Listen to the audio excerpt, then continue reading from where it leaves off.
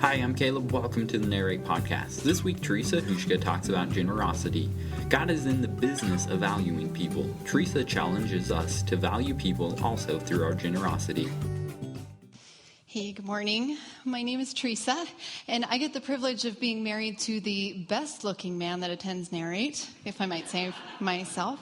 But I'm married to Adam. And so I'm just excited to get the opportunity this morning to start a conversation among us, among Narrate, among Helena, if you will, to start a conversation about something that is, it's very deep-rooted in my heart. It's something I'm passionate about. I think it's something that God is really obviously very passionate about, because you can't read Scripture, you can't read the Bible without being confronted with this concept. And then, even if you don't fancy yourself as a follower of Jesus or someone who studies the Bible, we still need to make a decision for ourselves about our responsibility of meeting the needs of others and valuing people. So we'll just go ahead and jump right into it. God is in the business of valuing people by meeting needs. Am I? So if you have your Bible with you and you want to open up, we're going to be in Leviticus chapter 19. And essentially, God, he created people, and so, or at least that's what the Bible says. And so that's value within itself, right? And he took this group of people, the Israelites, the people out of Egypt, and he said, I want you to be my people who are going to show my heart to the world, right? He chose to do that by people and a group of people. And so he provided them with a bunch of rules and laws and things to follow that would help them guide decisions and how they were going to, behave and how his heart would be shown to the world, right? And so that's all throughout the Old Testament. But we're going to focus in on Leviticus 19, verse 9. When you reap the harvest of your land, do not reap the very edges of your field, or gather the gleaning of your harvest. Do not go over your vineyard a second time, or pick up the grapes that have fallen. Leave them for the poor and for the foreigner. I am the Lord your God. Now, if we could just, for this morning's sake, use the word poor and under-resourced interchangeably, I would appreciate that. Because there's a lot of stigma, there's a lot of preconception with the word, associated with the word poor. Your brain goes somewhere, whether you want to go to politics or whether you want, whatever you want to go, humanitarianism, wherever you want to go with that. There's a lot of stigma and association with that word. So interchangeably, I'd like to talk about the under-resourced, if we can, this morning. And to create a little more of a picture, This is, thousands of years ago when people you would have to grow your own grain and you would have to take care of your own land and you would have to harvest it. If you can picture a field, even now like cornfields or any of the kind of wheat fields, if you can get that picture in your mind, that's what God was talking about when he says, when you are reaping, when you are sowing, when you are consuming, when you are gathering what you've earned, be conscious of that outer edge. Right? Be conscious of the people that may be around you, that are near you, that are in need. The under-resourced, the traveler, the person who, Ruth, later on in the Old Testament, she fed her and her widowed mother-in-law, from the outer edges of the field. So God sets that as a priority of his. He says, I want you to be conscious when you are consuming, be conscious of what you're consuming and give. Be conscious of the people around you that are in need, that are under-resourced. And so, he goes on, you can look in Deuteronomy chapter 15 and he says, open your hand to the poor. And then in Jeremiah, he talks about how he wants you to stand up for the rights, make sure there is justice for the needy, for the people who can't defend themselves. International Justice Mission, IJM, is a great organization that realizes that, because there's a lot of attention that is given to, okay, we need to make sure there's clean water, sanitation, food, let's take care of hunger and malaria and all that kind of thing, right? But IJM understands that if you don't stand up for the justice and deal with the corruption in those underdeveloped countries, then all the good that you're giving and bringing doesn't make it to the people, right? And so IJM goes in there and they try to deal with the social and the governmental and, the police that are so corrupt. And so you see that even in Proverbs, there's a wise word, if you will, that says, hey, don't insult a poor person because you're insulting his maker, right? Giving value to the under-resourced and saying, don't insult the people in need because you're insulting his maker. God values everyone and cares about everyone. And so he gave them a set of rules and said, okay, you know what? This is how I want you. I want you to be conscious of how you're consuming and give and care about those around you that are in need. And that's not necessarily anything new, but perhaps, it was new for that culture. And that group of people, the Israelites, were going to do that and show the heart of God on that. Now, we all kind of can intellectually go, oh, yeah, so it's the right thing. It's a good thing to serve the poor and meet the needs of the under-resourced and help the people who don't have what I have. Everybody kind of understands that on an intellectual level. But we also all understand that, change has to happen by action. There's a book called Switch that says for anything to change, someone has to start acting differently. So that's not a mind-blowing quote, right? It's not like, wow, I had no idea.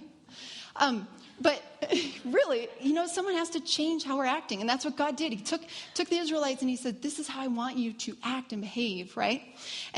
But we all also know that knowing it doesn't change your behavior, right? I mean, Jerry Sternin, this is one of my favorite quotes. He says, we've all met the crazy shrink and the obese medical professional and the divorced marriage counselor. We all understand the concept that knowledge doesn't lead to behavior change. Right? And so Jerry Sternin was a man in the 1990s who worked for an organization called Save the Children.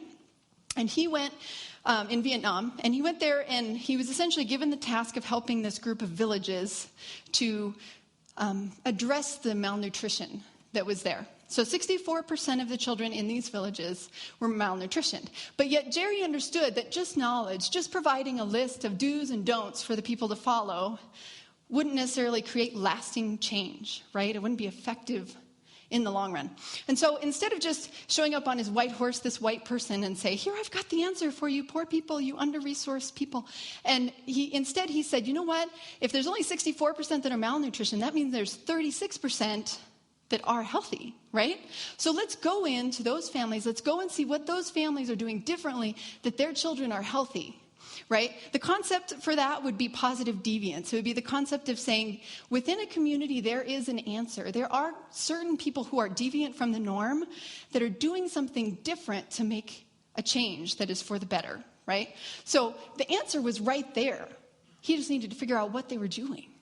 And they needed to communicate that with the rest of everybody else. And so what he found when they went in and asked and researched was 3 different things.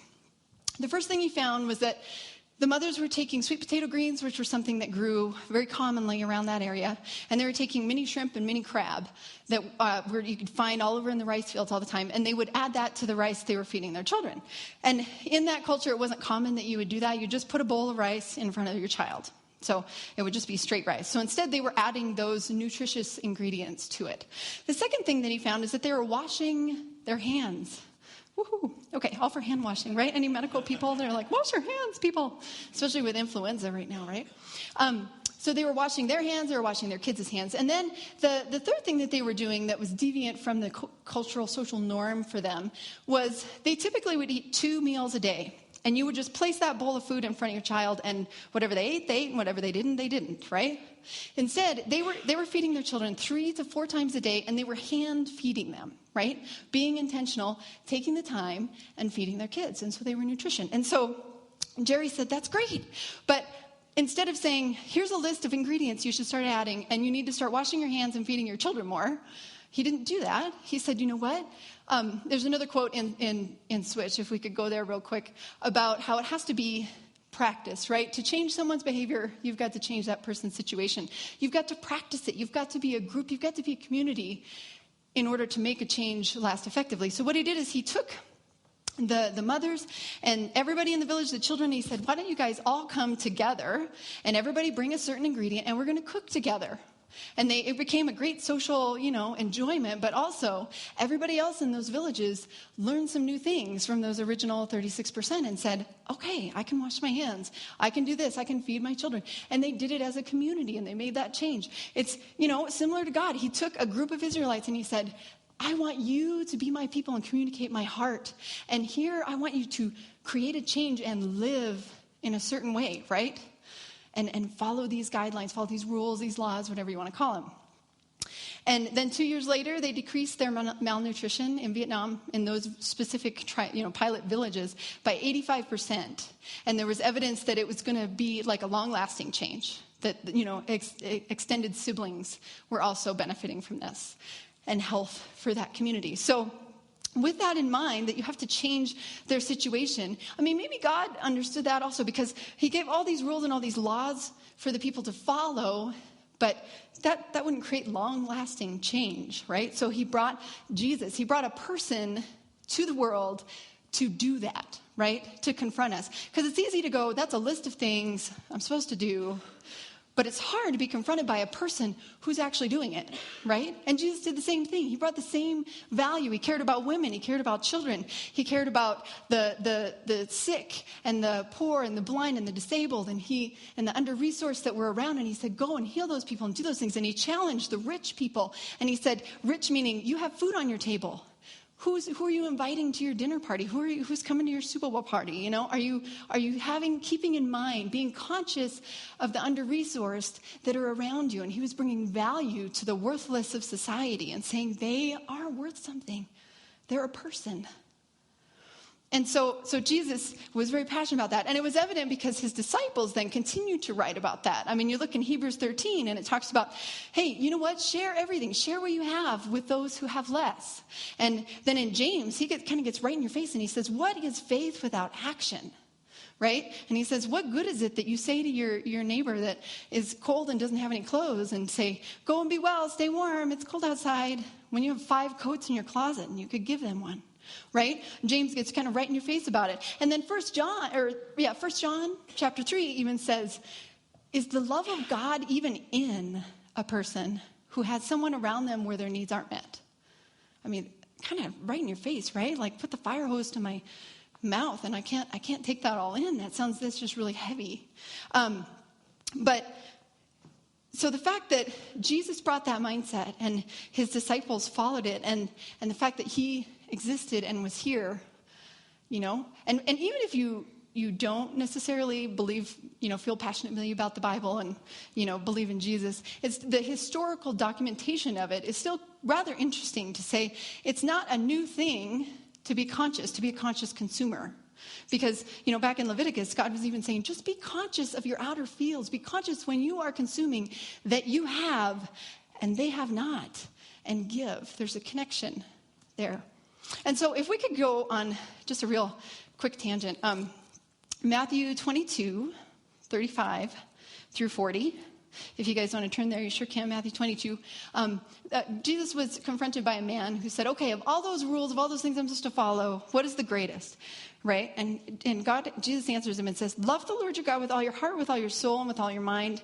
This is the first and the greatest commandment. And the second is like it. Love your neighbor as yourself. All the law and the prophets hang on these 2 commandments. And the second is like it. Love your neighbor as yourself. So that's in quotations if you're looking. And where did that come from? Well, here's the exciting thing. You go back to Leviticus chapter 19 when he's saying, be conscious when you are consuming, when you are benefiting, be conscious of those around you that are in need. At the very end of a bunch of lists of do's and don'ts and all that, at the last part of verse 18, it says, but love your neighbor as yourself. So Jesus wasn't saying anything new to this group of people. It wasn't a new thing. It was something that's been a standard, a priority of God's for a long time. But he was living it out, right? And so if I could just say, who is my neighbor, right? That's a question that you got to address, right? Well, who's my neighbor? We've all heard from Luke 10, even if you don't study the Bible, you know the concept of the 3 guys and who passed by and who took the time to help the beat up person laying on the ground. And all this attention is given to the 3 people and their status and what they chose to do or what they chose not to do. But the answer to the question is, who's my neighbor? Well, it's a person in need, right? It's the person on the ground, the under-resourced. So who's my neighbor? Who's your neighbor? Who's the person on the block, right? The elderly lady a couple houses down who is a widow and she has ice all over her front step because her gutters are full of leaves from the fall because she couldn't, get up there and clean that off for herself. Or who we have, not everybody has just physical needs or financial needs. We have emotional and social needs, correct? And so who are the people, who are the kids in my kids' school that they are friends with that they don't get to experience a respected home life where people are loved and respected?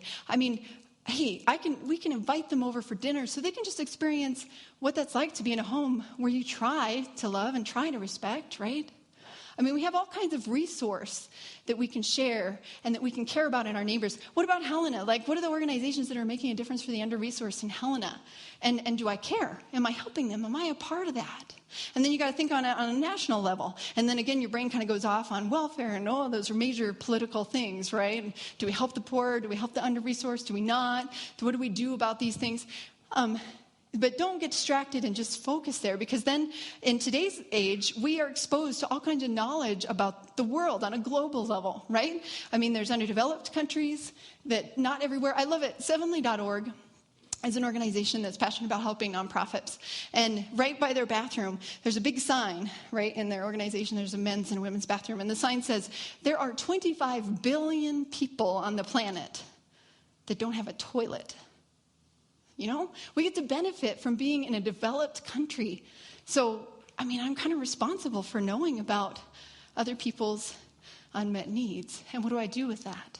And rather than me sit here and go through a bunch of statistics with you, I'm just going to let you watch a quick 3-minute video that I think does a great job to kind of process that concept. Take a moment to consider what your hopes and dreams are. Now, chances are that they're not the hope for access to clean water, or protection from preventable disease, and even death, or simply to go to bed without being hungry. Well, these are the hopes of 35% of the world's population. That's 2.5 billion people who wish for some of the basic privileges that we in the developed world just take for granted. Over a third of the world. That's not an insignificant amount.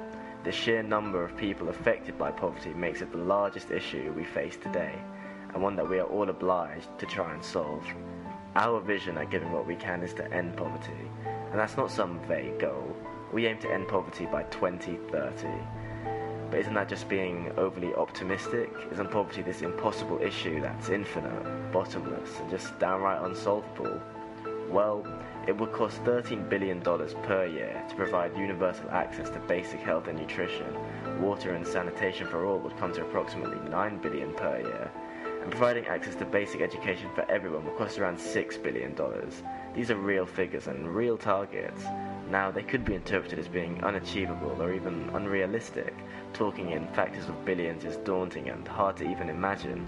But something thought-provoking to keep in mind is that there are 300 million people in the United States alone, so a donation of $1 billion would come to just over $3 per person. Still though, tackling global poverty does not look cheap. But take a look at our annual spending on things like perfumes, pet food and cigarettes. We spend an unbelievable amount of money on these products, and government spending on military and defense dwarfs practically all other worldwide expenditure. We have the means to eradicate global poverty, and all of us have the capacity to make a huge difference. Put simply, we all have the ability to save lives.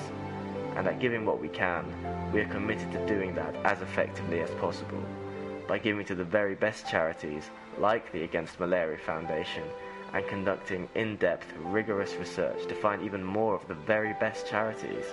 By giving effectively, we can eliminate global poverty. Already, $138 million has been pledged by Giving What We Can members, and that's in just 3 years. So what has this money done? Well, a donation of $50 to the AMF assures 1 year of healthy life for one person. So a $138 million donation guarantees 3 million years of healthy life. Now that's still a figure that's pretty difficult to comprehend. So you could think of it as assuring an additional year of healthy life for the entire population of Botswana. We all have the power to do something amazing, with each and every one of us being able to contribute in the fight against extreme poverty. And by committing ourselves to the most effective charities, we can each make our individual contributions have a massive impact. And that's not just now, but throughout our lives. In the developed world, we have a disproportionate amount of wealth, with the richest 20% owning not 30 or even 50%, but in fact 80% of global income. Our relative wealth gives us the opportunity to do an incredible amount of good. We can make dramatic improvements in people's lives by just giving a small fraction of our income to the most cost-effective charities. So why not try out giving? And we can make a world without poverty.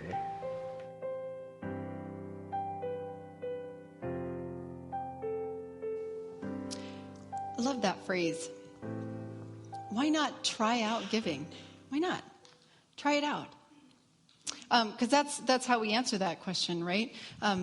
You value people by meeting needs. Well, meeting needs, you have to give. You have to give something, whether you're giving time, energy, emotion, money, whatever. Why not try out giving? So I have a quick infographic, if we could look at it. This is from 2010, 2011. And it was by the Your Cause. It's a corporate social responsibility solutions. Anyway, you guys don't need to know about that. But anyway, top 5, where and why people donated their time and money during that year. And so 32% said they wanted to be a part of a company or a community, a group of people, right? They wanted to be a part of a church that was doing good things for the community or whatever organization. They wanted to be a part of a group of people. It was social. 35% said it was just to benefit the local community. I love Helena. I'm going to do what I can, and that's why they chose to do it. There were 37% who had like a physical challenge, right? So it's some sort of fundraiser race, if you will. These people, I don't know, maybe my husband is one of them. He chooses to run a race. He's running in the Prickly Pear Don't Fence Me In race. I don't know. I'm sure he values the fact that his entrance fee money is going towards, helping, build the trail system and that sort of thing. But really what he's excited about is the 30 kilometers. And the time that he can get it in, and I think these people are crazy. But that's what he's really excited about. So there was 37% that were, excited to be a part of a physical challenge, and that ended up them fundraising and donating in that way. 50% said a friend or a family member asked me to participate. Okay, someone I love and value asked me if I would help give because they care about this, so I went ahead and decided to be a part of that. 69% felt an emotional connection. They felt something. Now, if you guys would just come with me on a little tangent, because I love this. God, how good of God to create us in a way where our generosity benefits ourselves. The fact that I'm giving away to somebody else benefits me. How good of God to create us in that way. And maybe you're like, okay, I don't really believe that God created us. Still, isn't that amazing that our human species would develop in such a way that we get to benefit from taking care of ourselves, right? It's not just a survival of the fittest, I care about me, not you, but there's like a humanitarian group concept, right? And so anyway, if we could go ahead, Michael Norton and Zoe Chance were a couple of people that have done some research related to this concept. They've just added to the growing literature, and there's a quote that says, the benefits of pro-social behavior, if you will, right? Being conscious of what you're consuming and the people around you that are in need, that are under-resourced. So being conscious of that, your pro-social behavior, with beneficial outcomes including health, happiness, longevity, feeling more wealthy and powerful, decreased mortality rates, decreased depression, increased immune function, and a helper's high. I mean, if that's not a winning list, like, why wouldn't you try out giving, right? I mean, it's going to make me feel less depressed, and I could be more happy and have, not get sick as often. That's a winning list. Give it a try. Why not? Better yet, I found this really interesting neurological study by Dr. Grafman. And he essentially, in the early 2000s, would do research on brain injury and that sort of thing, but he kind of got this whim. He's like, I just want to see what parts of the brain respond to generosity. Let's just see what lights up on an MRI scan. So what he did is he took a group of people and he says, okay, we're going to give you some money, and you can either put that in a bank account for yourself, and when you're done with your MRI, take your money home, be happy. Or you can give it to somebody you know that's in need, or you can give it to like an organization that is doing something good for, like a not-for-profit organization. And the interesting thing, they found 3 parts of the brain that lit up on the MRI scans. And the first part was the midbrain, okay? That's the area like your most primitive brain, the oldest part of your brain, the area of your brain that controls like cravings for food and sex. And so this area lit up, whether it was... you kept the money for yourself or whether you gave it away. Both of those people, this area of the brain lit up. Now, why is that important? Well, that's because essentially it's saying it's pleasurable, right? Cravings for, good food and good sex is pleasurable. You get a reward from that. And then you move to, okay, that means that the people that gave away, it was pleasurable. They were rewarded for that. I mean, why wouldn't you want to, do something that stimulates that part of your brain that, I'm going to consume good food, same kind of stimulation, but I'm not going to gain the weight, right? Who wouldn't want to do that? But anyway, so let's move on. There's a second area that kind of lit up was a frontal area that had to do with judgment and decision making. And why that's important that the more sophisticated judgment and kind of processing, decision-making area lit up is because that means that the people who were giving away were conscious, they were aware that they were not benefiting themselves. There was no immediate benefit, right? Like if I give the money to myself, it's pretty evident, yeah, I get money. But it's interesting that they were making a knowledgeable judgment decision to give away. And they still were rewarded for it. They still got that pleasurable response. The other area was the nucleus accumbens, I think, is how you say it. But it's essentially the area that releases dopamine, which is the hormone related to pleasure. So if you were to ingest an addictive drug of some sort, that hormone is released. Dopamine is released. And also, if you were to win the lottery, that dopamine is released. I think that's kind of funny that they did a study and they figured out who won the lottery and what was released. So why wouldn't you want to try out giving? Why give your money to the lottery and then be disappointed that you lost? I mean, instead you could feel like you won the lottery and give it to somebody else and actually make a difference, right? So those are, I mean, it's just kind of tremendous, and it's kind of one of those like mind-boggling things that I go, how good of God that we get to benefit from being generous. It's just so, it's beautiful, beautiful. But anyway, so that's a tangent. Okay, we'll come back to here. So maybe you're going, okay, well, I don't have anything to give. But first of all, let's go to 2 Corinthians chapter 9, because we all have to decide whether we will give or whether we won't give, and if we give, how we give, who we give to, where we give, and that sort of thing, right? We all have to make those decisions for ourselves. So in 2 Corinthians chapter 9, verse 6, it says, remember this, whoever sows sparingly will also reap sparingly, and whoever sows generously will also reap generously. So if we could stop just for a second, and again, there's that connection. When you are consuming, when you are gathering what you've earned, be conscious, be intentional, be conscious of the people around you that are under-resourced and the needs that may be around you. Be conscious, right? When you are reaping and when you are sowing. And then in verse 7, it says, each of you should give. There's always that connection. When you are gathering, when you are reaping and gathering, give. And so it says, each of you should give what you have decided in your heart to give, not reluctantly or under compulsion, for God loves a cheerful giver. So we all have to decide for ourselves what we're going to give. So maybe you're sitting here and you're like, I don't have anything to give, right? And so if we could just do a quick test, everybody pull out your wallet and all your loose change. And no, I'm just kidding. But at least mentally, if you can, think of what's in your purse, what's in your wallet, what's on your dresser at home or in your desk at home, any unused gift cards, right? Like either from this Christmas or last Christmas, or it's only got $2 on it, or I hate that restaurant, I am never going to eat there. What am I going to do with this card? How many people actually have an unused gift card you can think of somewhere? Raise your hand. At least half, right? So a year ago, I got to listen to a man named Jeff Schinneberger, and he spoke at a conference, and he used this, because that's excess, right? I mean, rarely do people go out and buy yourself a gift card, much less to a place you don't even want to eat. And so he said, let's take that excess and use it for good. Let's meet the needs of somebody else, because a $5 gift card to McDonald's you might not want, but that's a meal for somebody. And so he created this, giftcardgiving.com, I think, this whole concept, you create an organization saying, you know what, we all have excess. What is it? And also the concept, it doesn't have to just be money or gift cards. It could be time. It could be square footage. It could be possessions. And, it can be money. I was chatting in the office this week with Sarah, and she just kind of got this half smirk on her face, and I was like, "What? Why are you smiling?" She says, "Well, that's exactly how Tom and I ended up being foster parents, because we had this really big house and this whole basement we weren't even using. We had square footage that we weren't really doing anything with. It was just wasted space, and so they decided to be foster parents. And I don't know if they realized that was going to lead them to being generous with their time and their money." But that's where it started. So we all have some sort of excess, right? We all have to define that for ourselves. And so Jeff created this slide that essentially helps us on a visual level. So if you were to look at suffering would be, okay, I don't have food on my table. for my family tonight. I don't have warm clothes. How am I going to pay the heating bill? That's with my water was shut off because I didn't pay that for 4 months. Like that's suffering, right? I don't have what my basic needs are. I don't have relationships with people that can help me when I'm down and out or sick.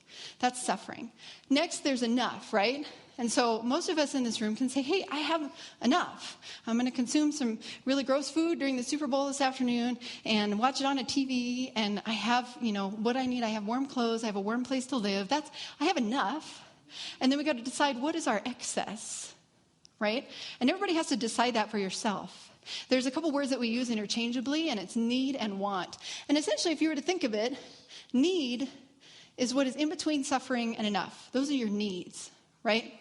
And our want is what's in between enough and excess. We want those things. And it's so easy to decide that for somebody else, right? You don't need that. You want that. Especially for your kids. You do not need another candy bar. But really, we have to decide that for ourselves. And so I love how Jeff puts it. If we could throw that quote up there, it says, out of our excess, we can address needs. If we choose to live with less, we gain the opportunity to give more. So if we choose to live with less, why would I not want to gain the opportunity to give? And remember, giving is associated with generosity, which stimulates the good food and the good sex, area of our brain. And it gives us the feeling like I won the lottery. I mean, you can feel like you won the lottery. Why wouldn't we choose to try out giving? To maybe choose to live with a little less so we have the opportunity to give more. How good of God.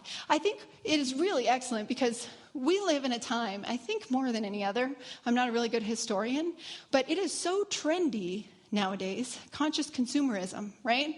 It's really trendy. Fair trade, it's really trendy, like I can buy Tom's shoes and I can buy some glasses and I can feel good because I look cool, but yet there's somebody in some underdeveloped country that their vision is better, that they're not going to get tetanus from stepping on something on the ground, that they have to, protect their feet so they don't get burned as they walk their 2.5 miles to get water.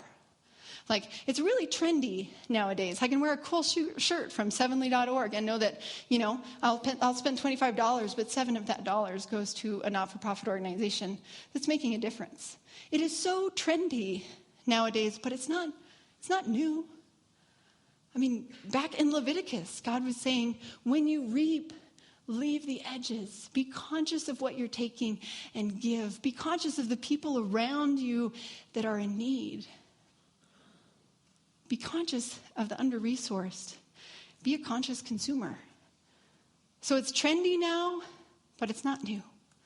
And I think that is so good of God that he gets to present that to us over and over again. And we get to process that. And we also get to benefit on a physical, on a mental, on an emotional, on a spiritual level. Benefit from being generous.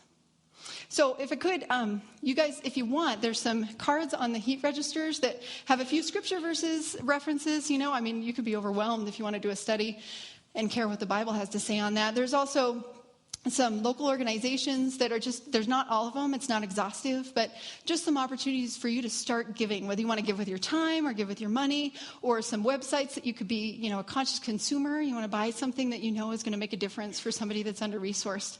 So, don't leave this morning without hopefully having an action plan, right? Because, we were talking about at the Switch book, change, knowledge doesn't change behavior. You got to do something. And you got to practice it and change your situation. If you would like to engage further with Narrate Church, you can find contact information online, www.narratechurch.org. We would love to hear from you.